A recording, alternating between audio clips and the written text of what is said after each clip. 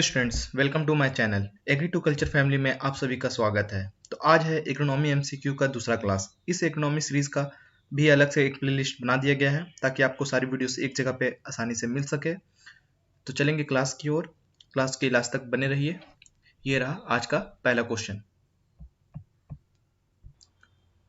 तो previous lecture में हम लोगों ने 15 क्वेश्चन को कवर किया था, तो आज की क्लास हम लोग उसी के आगे से स्टार्ट करेंगे। Question number 16, the criteria of essential nutrients in plant was given by. पौधों में पोषक तत्वों का मापदंड किसके द्वारा दिया गया था? तो इसके ऑप्शंस है, option number A DJ Nicholas, option number B Anand and Stott, option number C JS Kanwar, option number D MS Swaminathan. तो जो प्लांट में इसेंशियल न्यूट्रिएंट्स का क्राइटेरिया है उसे option number B Anand and Stott ने 1939 में दिया था। बाद में इसे 1954-55 के आसपास रीडिफाइन किया गया था।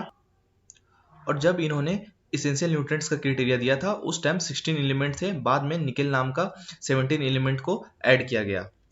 चलेंगे अगले क्वेश्चन पे। Question number 17, the highest production of mustard is contributed by the state. सरसों का सर्वाधिक उत्पादन किस राज्य का है? तो यहाँ पे पूछ रहा है कि मस्टर्ड सरसों का कल्टीवेशन सबसे ज्यादा प्रोडक्शन कहाँ पे होता है? तो option number A Gujarat, option number B Rajasthan, option number C Uttar Pradesh, option number D Madhya Pradesh. तो इसका सही आंसर हो जाएगा option number B Rajasthan. Rajasthan अकेला ही 49 से 50% के आसपास मस्टर्ड का प्रोडक्शन करता है। Question number 18, the most critical stage for irrigation in potato is. आलू में सिंचाई के लिए सबसे महत्वपूर्ण अवस्था है, तो कौन सा स्टेज है जो पोटैटो में इरिगेशन के लिए क्रिटिकल माना जाता है? तो इसके ऑप्शंस है, option number A tuber formation, option number B 25% tuber formation, option number C stolon formation, option number D none of these. तो इसका सही आंसर हो जाएगा option number B 25% of tuber formation. जब 25% ट्यूबर फॉर्मेशन हो जाता है तो उस टाइम पोटैटो में इरिगेशन देना क्रिटिकल स्टेज माना जाता है। Question number 19, the seed rate of hybrid maize. संकर मक्का की बीज दर क्या होती है? तो यहाँ पे हाइब्रिड मेज का सीड रेट पूछा है, तो इसके ऑप्शंस है, option number A 20 to 25 kg per hectare, option number B 15 to 20 kg per hectare, option number C 35 to 40 kg per hectare, option number D 10 to 12 kg per hectare. तो यहाँ पे इसका सही आंसर हो जाएगा option number A 20 to 25 kg per hectare seed rate hybrid maize में requirement होती है। Question number 20, application of nitrogen in pulses at the time of planting is known as. तो रोपण के समय दालों में नाइट्रोजन का प्रयोग क्या कहलाता है? तो इसके ऑप्शंस है, option number A basic dose, option number B synergistic dose, option number C starter dose, option number D additional dose. तो यहाँ पे पूछ रहा है कि जब भी हम किसी पल्सेस क्रॉप की प्लांटिंग करते हैं तो उस टाइम जो नाइट्रोजन हम लोग देते हैं उसे क्या कहते हैं? तो इसका सही आंसर हो जाएगा option number C starter dose. Next question, question number 21, the soil carried in saltation consist of particle size. जो सॉल्टेशन फॉर्म में लाई गई मिट्टी में कण का आकार क्या होता है?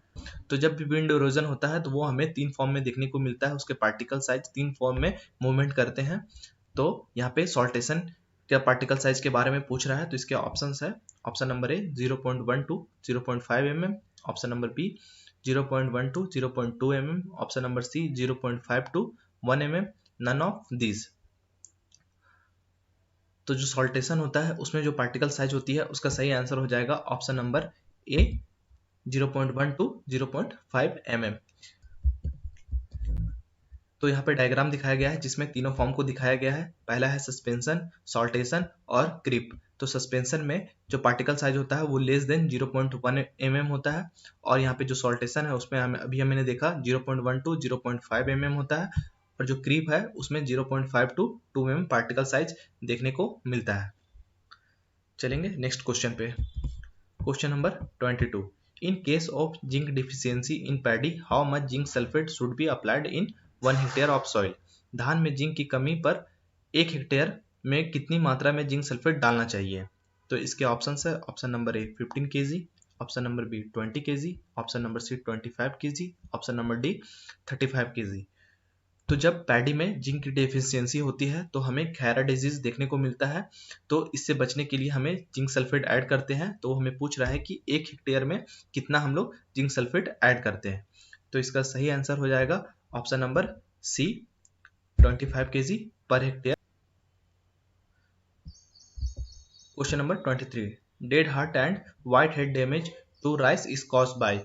तो जो राइस में dead heart and white head जो क्षति होती है वो किसके कारण होती है। तो इसके ऑप्शंस है option number A gall midge, option number B leaf roller, option number C army worm, option number D stem borer.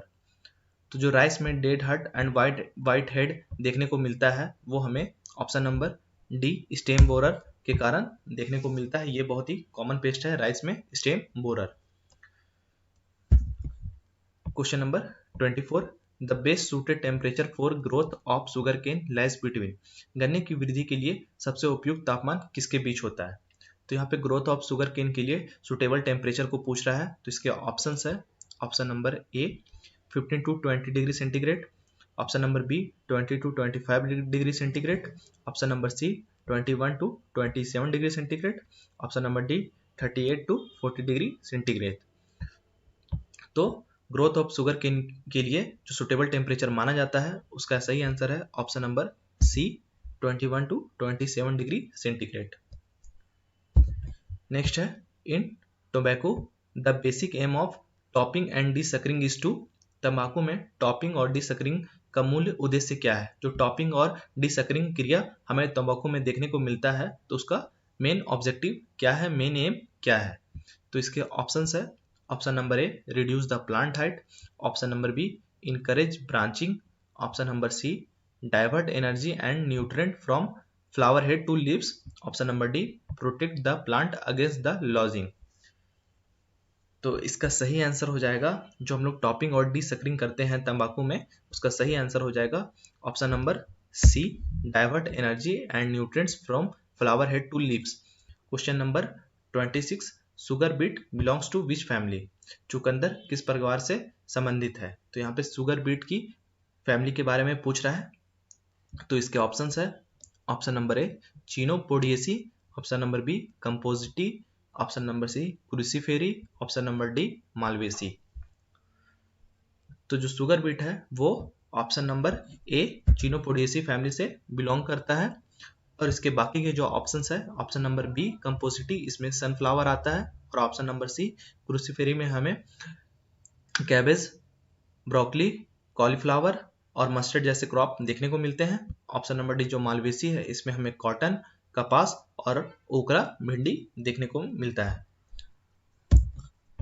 Next है 27, bacteria responsible for nitrogen fixation in सोयाबीनिस।